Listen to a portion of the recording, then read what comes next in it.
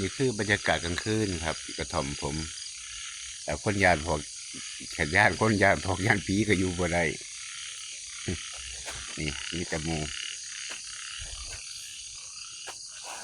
ผมก็คือหนองม้า3 ตัวโอ้ยขาตั้งกล่องก็ยังบริสุทธิ์ครับขี่เตอร์ไม่ก็เปิดมาโดนเลยนะครับบ่แม่นว่าเปิดบ่โดนเปิดมาโดนแล้วหักบริเฮ็ดจักเทื่อเฮ็ดมาเทื่อนึงก็หยุดไปลืมจักมันเป็นจังไดเฮ็ดจังไดเขาเปิดให้ก็เลยลองมาเฮ็ดเบิ่ง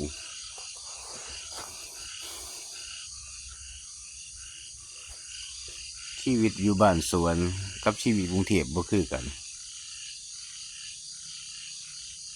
หลายๆคนก็อาจอิจฉาผมอยู่นะโดยเฉพาะคนที่อยู่กรุงเทพบางคนก็ฝันว่าเอ้ยอยากกลับมาอยู่บ้านเฮาเด้มาอยู่แล้วสิเฮ็ดจังกินนี่แหละคือปัญหาอันดับแรกครับการที่เฮาสิมาอยู่บ้าน1อันนี้สำคัญเลย1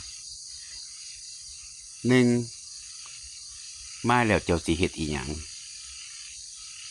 เจ้าต้องมีจุดหมายของเจ้า2เจ้าอย่ามีหนี้ถ้ามีรถน้ำหัวรถเบิดแห่งดีมาอยู่บ้านอย่างน้อยๆเฮาก็ต้องมาค้าขายได้เพราะชีวิตบ้านนอกทุกวันนี้ก็บ่ต่างจากกรุงเทพรายได้รายจ่ายภาษีสังคมเยอะกว่ากรุงเทพอีกโดยสำคัญที่ภาษีสังคม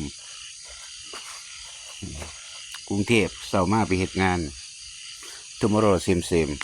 เจ้าได้บอกแล้วเวลาเดิมมื้ออื่นพอกัน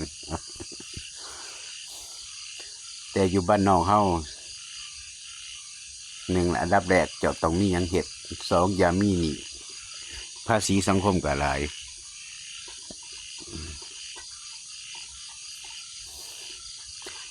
หลายคนชีวิตบ่เป็นว่าที่งานบริษัทพนักงานบริษัทพนักงานโรงงานผมว่า80%อยากมาอยู่บ้านนอกทุกคนล่ะครับมันบ่มีไผดอกบ่คิดฮอดบ้านเกิดเจ้าของ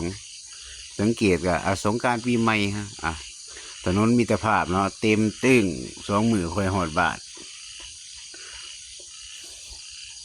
ผมมาอยู่บ้านผมกับปากกัดตีนถีบคือกัน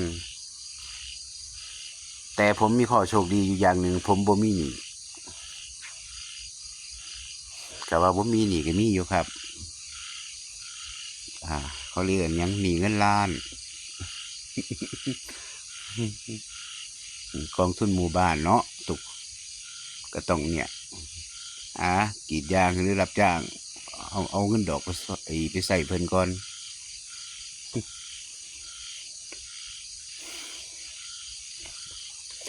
โอเคนะครับเนาะ